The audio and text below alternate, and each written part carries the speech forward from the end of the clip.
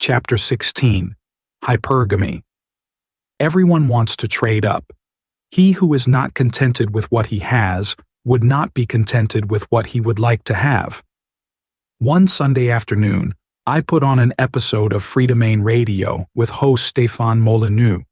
A young couple, Matthew and Christina, called in for some theoretical advice about their relationship. Christina wanted to practice polyamory, which means she wanted to be in a relationship with Matthew, but also let other men have sexual access to her. Their question to Molyneux, modern philosopher and adept debater, was, why be restricted to just one relationship? This interview shows the state of confusion that young generations have around sex, love, marriage, kids, and what a family really means. We used to have systems through religions and protocols for how to start a family.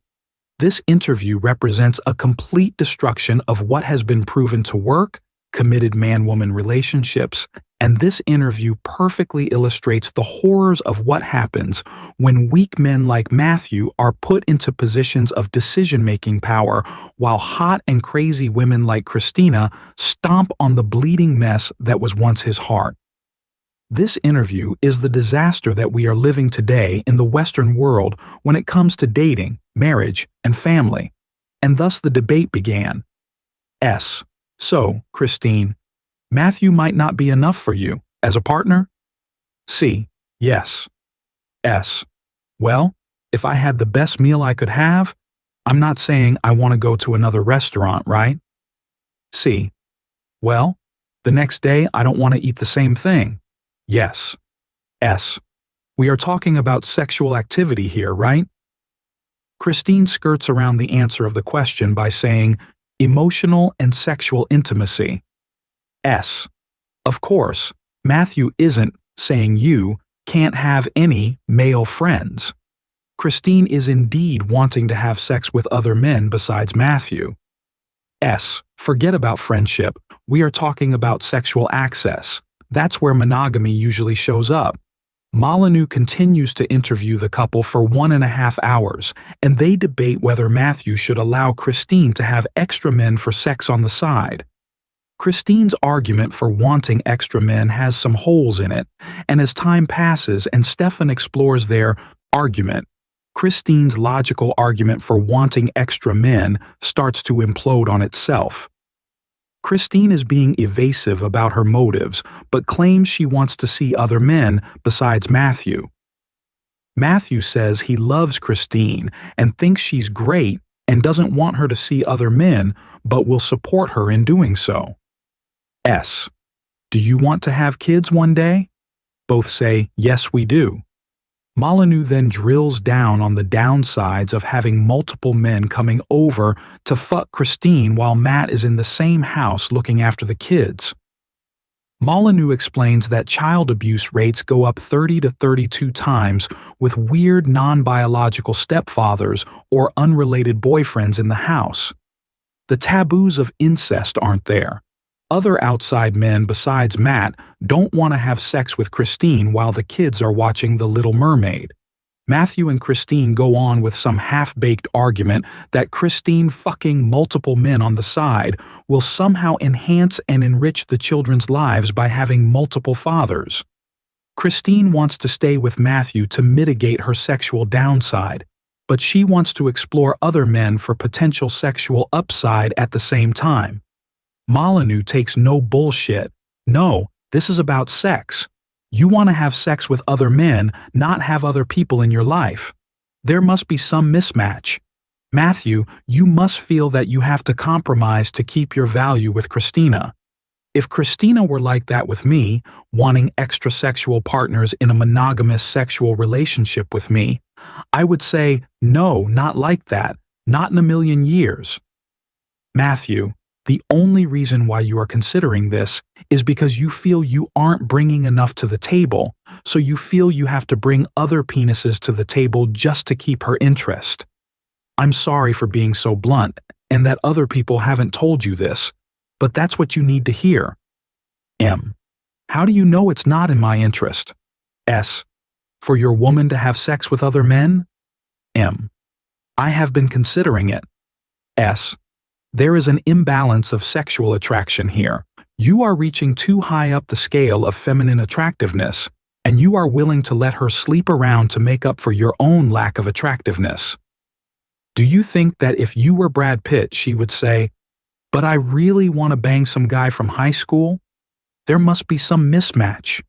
Matthew, if you are willing to consider something that goes against your sensibilities and goes against what you want, that is why you must feel that there must be some compromise to make up for your lack of sexual attraction. Imagine, she's walking out the door for a sex weekend with some other guy, and you know it, and your kids are asking you, "Daddy, where is mommy going?" How is that not a terrible fucking day? On what planet is that not the worst thing ever? Sorry, mom's off chasing penis. I hope she'll be back. She probably will. Let's go play hide and go seek. How is that not a terrible day? M. What if he's my best friend? S. He ain't your best friend if he's banging your wife. I don't even know why I need to say these things. But I guess I do. Because he knows it's going to fuck up your life. He knows it's going to make your children cry. He knows it's going to break your heart. He knows it's going to crush your heart like a meteor from hell on an ant, which still has more testosterone than you, apparently. So there's no friend on the planet that says, "Love you, Matt," and now I'm going to express it by bending your wife over the sink. M. Well, it sounds like you have an idea of what polyamorous relationships are. S. No, man, let's get back to this. Sorry to do this to you. Don't give me this theoretical crap. You're just thumbing through a dictionary of abstract defensiveness. That man is a bad man. He's willing to destabilize a family just to get his rocks off. He is not a quality individual. There are plenty of guys out there who will have sex with a woman who doesn't have kids and doesn't have a husband. S. Her having sex with other men, how is that a benefit to you? Forget what she wants. Forget what she needs. M. It's not about me. It's about the children. S. Oh my God. Do you have an identity? Do you not know what is good for you? Explain to me what is good for you for your wife to have affairs? The things I have to say in this show are incomprehensible to me. You know I can see pictures of both of you? We aren't going to publish these, of course. What would you rate her on a 1 to 10 attractiveness scale? M. We each thought we were a 6 and the other was an 8? S. It's not true. Physically, she is more attractive than you. She's very attractive. She has youth and fertility and more sexual value than you do. You are just starting out in life. You have to make up your 7 to her 9 by offering her penis on the side. Does me plus extra penis equal a 9? M. Are you saying you want to join our circle? S. There is no amount of money you could pay me to join your circle. You are like a short guy, and she doesn't date short guys. But if you stand on a couple of extra penises, then are you tall enough? Could you date her if she gets extra penises on the side? So, what you are saying is me plus option penises equals equality in this relationship. S. You need to have the confidence to say that you will not concede to a position in a relationship that is going to hurt me. If she really cared about you, she would say, "Okay, it's off the table because I don't want to hurt you." But I'm telling you, man, think of her at 250 pounds. M. Right. S. Do you really think at 250 she would say, "I really want to date you, but I want to date other guys"? M. Actually, I don't think she'd be able to get sex. S. You don't think that 250-pound women have sex? Are you kidding me? What you're saying is you wouldn't be with her if she were 250 pounds. M. No, I'm not saying that. S. So what you're saying is that even if she were 250 pounds, she would be able to demand extra penis on the side, and you would be okay with that? Why? You can do better than to offer up your future heartbreak to only date a woman. There's something called the shit test. Have you heard of that phrase? M. Oh yeah. S. This is a shit test. M. Yeah. And actually, S. She's reaching under your kilt and she's trying to determine if you have peas or bowling balls under there. Unfortunately, you came out peas. It's a shit test. She's giving you an outlandish request in order to gauge how in lust you are. What she is saying is, my outlandish requests measure the value of my vagina, measure the value of my prettiness. When a woman is wearing a very expensive purse or very expensive shoes, or she's wearing all in white, what she is saying is, hey, this is what my vagina is worth. This is what my eggs are worth at market. You don't have the money to buy her stuff, so she gives you outlandish requests, and if you concede to them, it gives her a glow of value, and it's exactly what nature intends people to do, which is to gauge their sexual market value and to get the highest value possible. So, if you allow her to have sex with other guys, it's because she is that attractive that you're willing to offer her up to other guys just to get a slice. And that gives her value and pleasure. The shit test is, I wonder what my eggs are worth. I wonder how much power I have over him. He's willing to share me with other men just to be with me. Damn, I must be hot. It's like the hot crazy. If you're crazy and guys still want to be with you, you must be really hot. You can be random, you can be mean, and guys still come swarming back, that be hot, baby. And so these outlandish requests translate into, how attractive am I? It's something you listen to patiently and say, not in a million years, honey. You are looking for the spineless guy down the street who is going to pant after you like a puppy dog. I put that transcription of Molyneux's show on YouTube in this book to painfully illustrate a point. It was painful the first time I watched that video. In fact, I watched it twice because I couldn't believe the nonsense coming out of Matt's mouth. I listened to it a third time as I was transcribing it for this book, and it's unbelievable to see how spineless, how lost, how weak, and how dumb Matt is. This man is a weak man and a major cuck. It's hard to listen to. Urban Dictionary defines cuck as a man who is desperate for acceptance, approval, and affection from women. This desperation has led to the compromise of his beliefs and values, the desecration of his dignity and self-worth, and his inability to stand up for himself and what he deserves as a human being, e.g., loyalty, fidelity, and honesty in a romantic relationship. Cuck is short for cuckold. A cuckold is the husband of an adulterous wife. In evolutionary biology, the term is also applied to males who are unwittingly investing parental effort in offspring who are not genetically their own. The word cuckold also derives from the cuckoo bird, alluding to its habit of laying eggs in other birds' nests. The interview with Matt and Christina is a painful display of where we have come to in society, where weak men will become cucks and give their female sexual access up to their enemies and be okay with losing sexual exclusivity. A cuck may desire sexual exclusivity with his woman and usually agrees to abstain from pursuing other women.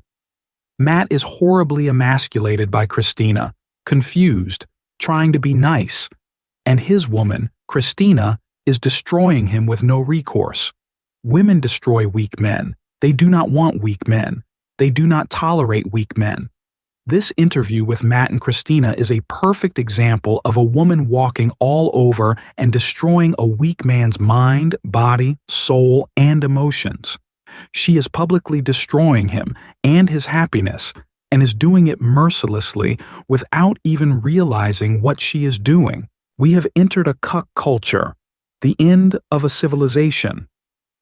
In the movie Braveheart, William Wallace, played by Mel Gibson, is subject to a law in medieval Scotland where newlywed women would have to have sex on her wedding night with the English lord. This was a form of violence and genocide against the Scottish people.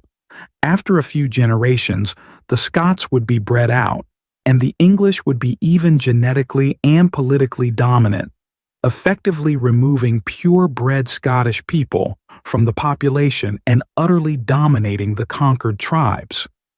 This has happened several times in history where a tribe loses a war and the men are killed. The women are assimilated by the stronger tribe through rape, while the children are made to be slaves. Cuck culture is the epitome of weak men, and no strong man would ever stand for such unreasonable demands by his woman. A man with confidence would walk out, he would say no, or he would do what William Wallace does in the movie Braveheart and brutally slaughter every last Englishman he could find and go on a rampage across the country, killing, torturing, mutilating, and dominating his enemies until they are all dead, or he dies in the process. Eventually, William Wallace is captured, tortured, disemboweled alive, and killed, but at least he took death before dishonor. He did not allow himself to live as a weak cuck man. What we are really seeing in the debate with Stefan, Christina, and Matt is a phenomenon called hypergamy rearing its ugly head. Matt and Christine are an example of hypergamy because Christine is trying to limit her sexual downside of possibly losing access to Matt's resources by taking a less than ideal relationship with Matt. But she also wants to be open to the benefits and upside of access to a better man with more resources in case a stronger man comes along. She is not convinced that Matt is the best deal for her reproductive eggs, and she is trying to hedge her bets and play the best of both sides, limited downside with Matt, unlimited upside with Mr. Right if she can find him. Matt, on the other hand, thinks Christine is as good as it's going to get. She's a 9 on the attractiveness scale, and he's a 7. Thus, Christine is not done shopping and is looking to take an option on Matt, but she will not commit to buying him today while she shops the store for a better deal. Matt is in her figurative shopping basket, but she is willing to put any number of men in her shopping basket until she gets to the checkout, in which she will throw out the men she doesn't want and attempt to keep the best man. The real question is, when she gets to the checkout, will the best man still want her? In order for a woman to flip the female circuitry in her brain and deem you an acceptable mate, she will need to see evidence that you are an alpha male. 1. You are the leader of men in your tribe. 2. You are desired by other women. 3. You are the protector of your loved ones. If you can flip those 3 switches in a woman's mind and subtly prove that you are those 3 things, then she will be open to having sex with you. In the case of Matt and Christine, Matt is clearly not the leader of men, and it appears that he is not desired by other women. However, he seems to want to protect his loved ones. So, he scores 1/3 on the suitable mate test above, and Christine is looking for a man who is more alpha than Matt. One of the major struggles with sexual power is trying to balance it in a fair way. Sexual power between men and women is perpetually unbalanced.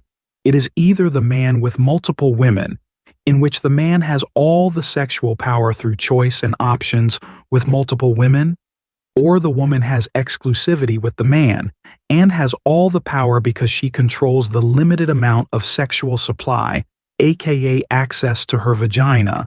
In the case of Matt and Christine, the exclusivity that Matt desires puts Christine into the power position. If Matt had multiple women, he would have the power. The power is never balanced when it comes to sexual power, but the best configuration is for the man and woman to be exclusive, and the woman be slightly better than the man in sexual value, so that he must be on his best behavior at all times and treat her well. This arrangement is the romantic love that makes Disney movies and happily ever after moments.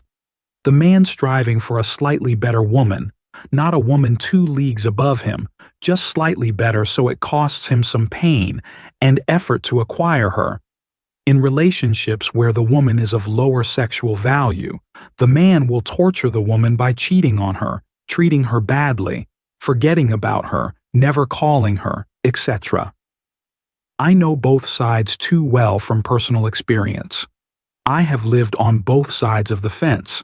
I have been the one with no sexual power with a hotter woman than me, and I have also been the higher value man torturing multiple women who want to be exclusive. I'm not proud of either position. It simply is a troublesome fact of male and female sexual power. Hypergamy for women means getting typically an older man with more power and more wealth and resources to protect her and her potential offspring. Hypergamy for men usually means getting a much younger, hotter woman, a better woman, perhaps a woman of higher class and status as well. As I age and acquire more power and money, I also get better access to better women. Life at 31 for a man is much better than life at 21. A man's sexual access goes up until age 45. The modern world of Tinder, Facebook, Instagram, text messages, and social media have exposed previously solid relationships to the perpetual threat of hypergamy. If you are a man and you're dating a woman, there is an unlimited number of other men texting your woman, liking her photos on Facebook, or even worse if she has a Tinder account. You are exposed to an unlimited number of upside for your woman, and hypergamy is secretly in full force effect. She's looking to trade up, and the same can be true with a man quietly looking for a better deal on social media or dating apps like Tinder.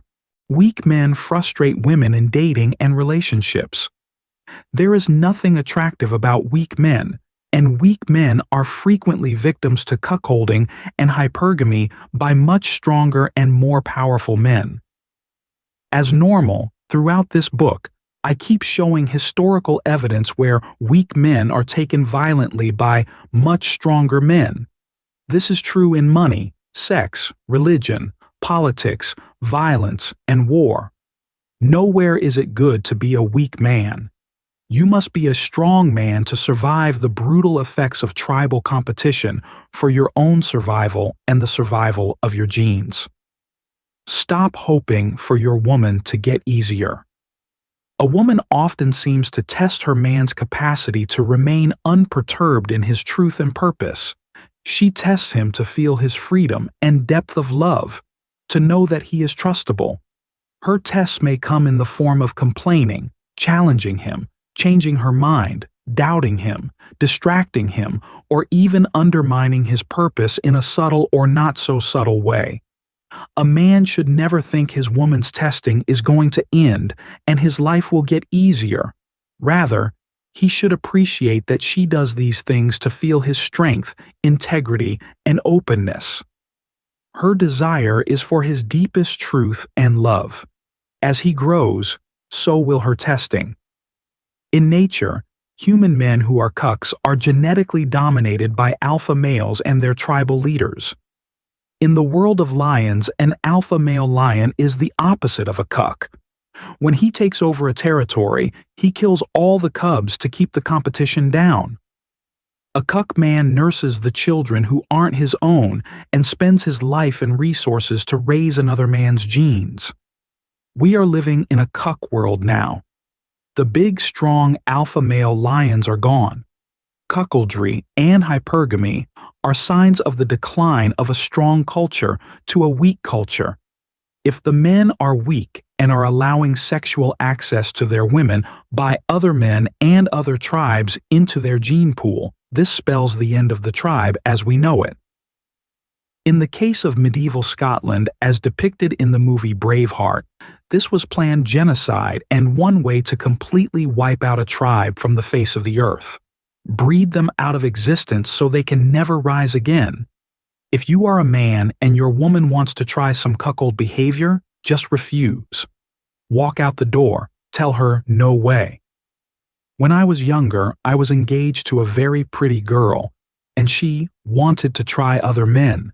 I let her, and it was a massive mistake in my life that brought immense pain, suffering, and heartbreak. It was a cuck move, and I will never do it again. I had the freedom of sexual access to other women in exchange, and I exercised it to the fullest of my ability with several women, but the emotional destruction of knowing the woman I loved was with another man nearly ruined me. It was paralyzing to my mind, body, soul, and emotions. I do not wish the sick feelings I felt twisting in bed on a night where I knew she was with another man. I was psychologically and spiritually connected to her through a thin thread across the ether, and I knew exactly what was happening and when it was happening. The emotional pain was unbearable. Never allow yourself to succumb to such unmanliness, such weakness. Be the man, be the leader. When your woman suggests some cuck bullshit, throw it out the window. Either the bullshit goes or you go. Don't allow yourself to fail any of her shit tests or feminine nonsense that she thinks is a good idea in the moment. Be masculine, use reason and logic, and don't allow the inmates to take over the asylum. As far as hypergamy, again, don't let it in. If you are with a woman, be with her all the way. I have new policy. Only date women I can marry. This really changes the game. You need to go for a woman who is a great deal, not a good deal, as good is the enemy of great. Do not waste your time with inferior women or women who are looking to trade up every 2 minutes. Do not allow yourself to become a weak cuck man of today. Instead, become strong, draw the boundaries, and stick to your positions. Strong men have always drawn the boundaries and stuck to their positions when taking new territory or fighting the wilderness. Do the same in your relationship with your woman. The survival of you and your tribe depends on it.